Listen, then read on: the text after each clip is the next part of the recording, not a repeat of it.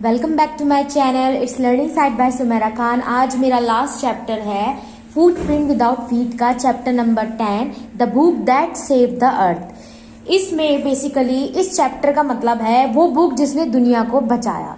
तो मैं जल्दी से स्टार्ट करती हूँ। कहानी इस तरह से है कि ये पूरा का पूरा चैप्टर एक प्ले में, एक ड्रामे में है कि शुरुआत में दिखाया है कि एक हिस्टोरियन किसी म्यूजियम में लोगों को एक कहानी बता रहा है। आज से बहुत साल पहले, 25वीं सदी में, बहुत साल पहले एक कहानी बता रहा है कि आपको पता है कि 21वीं सदी में ना धरती पर ना मार्स पर रहने वाले लोगों ने अटैक करना चाहा था और एक बुक ने हमारी जान बचा ली।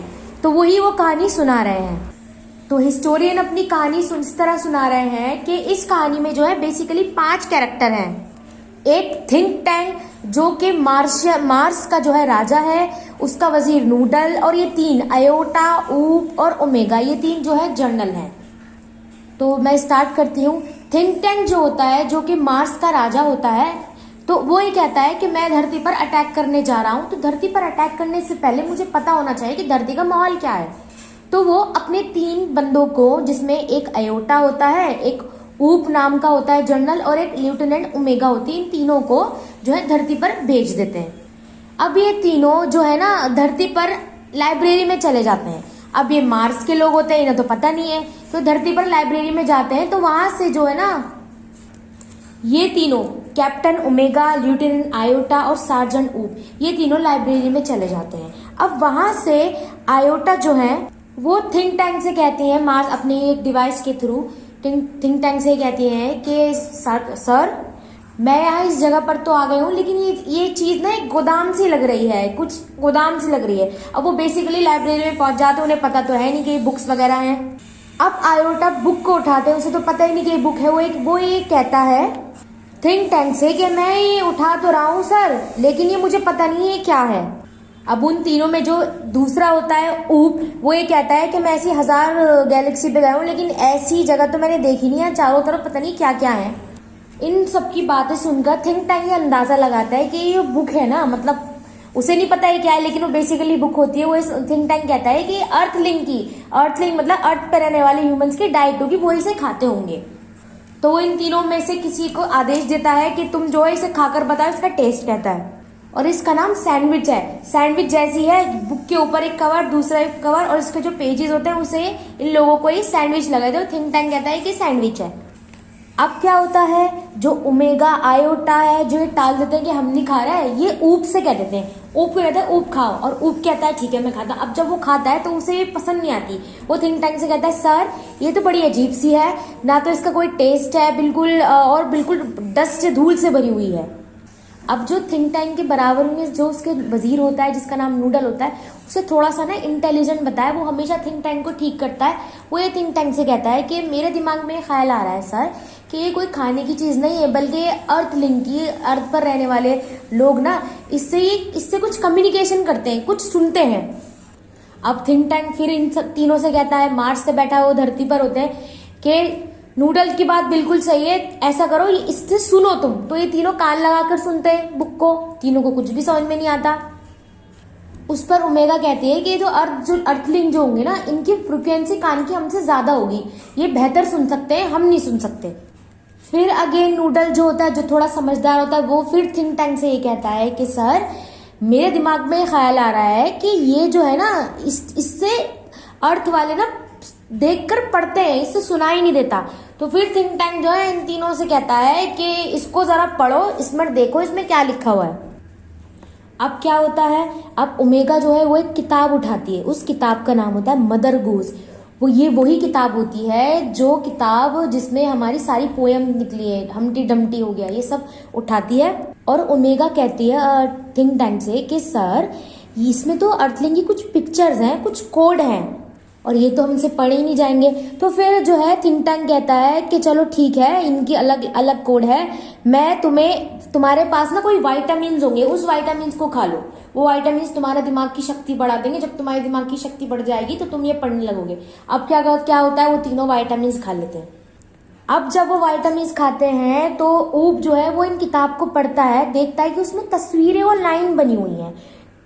अब पढ़ना तो आता नहीं है इन्हें, तो तस्वीरों के जरिए ये सारी जो मालूमात है वो इसको बताते हैं थिंक टैंक को। सबसे पहले कैप्टन ओमेगा जो है ना वो उठाती हैं, वो उसी बुक में से एक पोएम को निकाल लेती हैं जो कि होती है मिस्ट्रेस मैरी।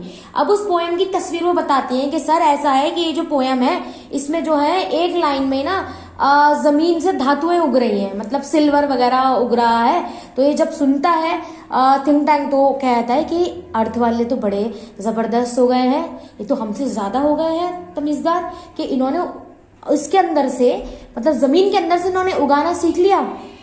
तो फिर लेफ्टिनेंट आयोटा से कहता है, आयोटा फिर कहता है आयोटा, अब आयोटे की बारी आती है, वो हे डिडिल डिडिल नाम की पोएम बताता है, जिसमें क्या होता है, जिसके अंदर जो है ना हॉर्स हो गए और सारे के सारे जो हैं वो चांद पर पहुंच जाते हैं और वो बात करने लगते हैं। जब ये थिंक टैंक सुनता है तो थिंक टैंक चौंक जाता है कि यार ये तो मतलब ये जो पृथ्वी वाले हैं लोग ये हमसे ज्यादा समझदार होगा, इन्होंने तो जानवरों को, फर्नीचर को और म्यूजिकल इंस्ट्रूमेंट को बोलने की तमीज सिखा दी।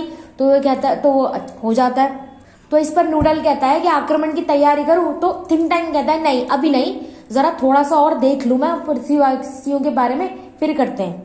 अब सार्जन ऊप जो है वो एक कहानी सुना, वो कहानी उठाता है। वो कहानी क्या होती है, हम्टी डम्टी की होती है। जो हम्टी डम्टी होता है वो बिल्कुल थिंक टैंक जैसा ही होता है, अंडे की शक्ल का।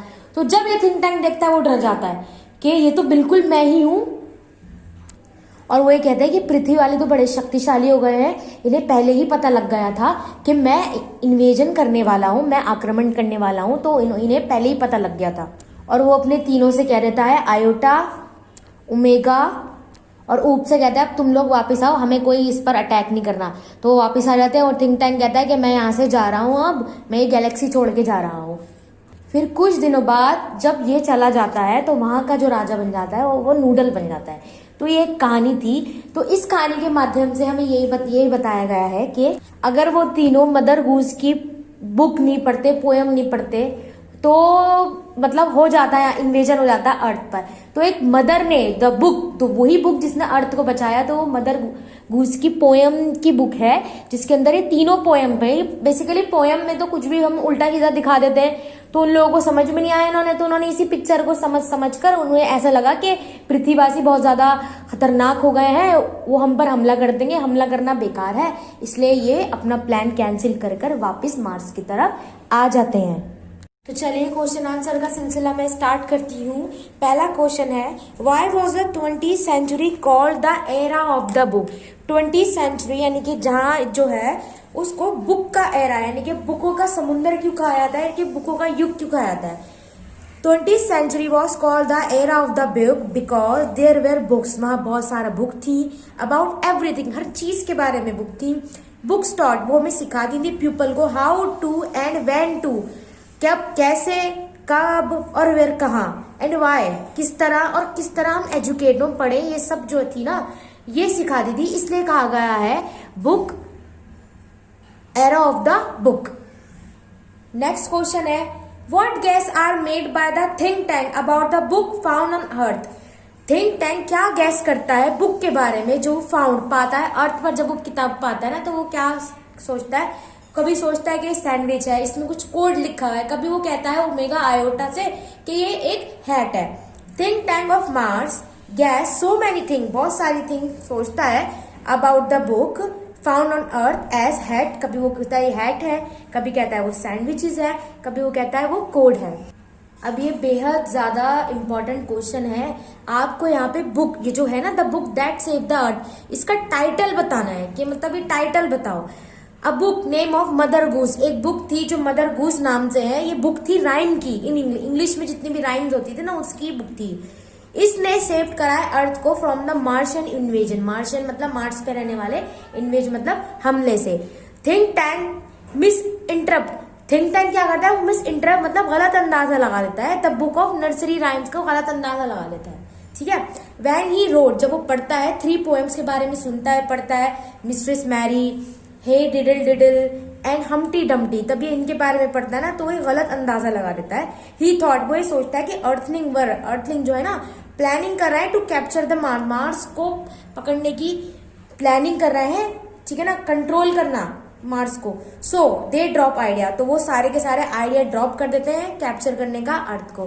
तो ये आपका पूरा का पूरा जो है चैप्टर कंप्लीट हो गया है, जिसमें एक बुक जिसका नाम मदर गूस है, जिसकी 3 पोएम पढ़ते हैं वो तीनों, ठीक है ना, अलग अलग उसमें वो समझते हैं पोएम को गलत मिस इंटरप्ट कर देते हैं, जिसकी वजह से वो आइडिया ड्रॉप कर देते हैं और थिंक टैंक दो यहाँ से चला जाता है।